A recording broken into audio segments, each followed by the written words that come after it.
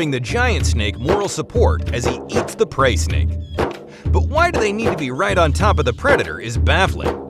They eventually move away and scurry into the bushes, leaving him to enjoy his meal.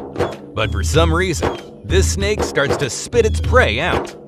Whatever the reason, one thing is for sure. The hiker didn't expect the prey snake to come out with food of his own between his jaws, and the snake is still alive. Can you imagine being that far down a snake's mouth and still being alive, let alone going about your typical day just after? But why would a snake throw up its meal?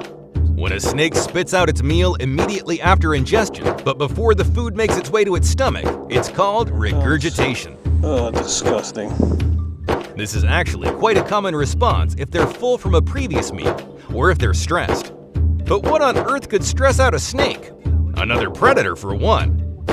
Stress triggers a natural reaction in a snake, which is to relieve itself of the bulk of its meal in case it needs to flee. In the wild, a snake would regurgitate its recently eaten food to direct energy away from digestive function and put it toward escaping a predator. A less common cause of regurgitation is if a snake ingests a meal that is too large for him to handle, which is likely what happened here. It occurs when the snake is almost half out of the snake's mouth, which makes this a partial regurgitation. Seems like this guy bit off more than he could chew. Sometimes, snakes unknowingly also do us, humans, a huge favor.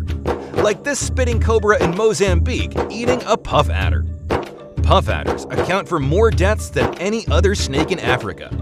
They're ambush hunters, with venom so toxic it causes tissue damage and death.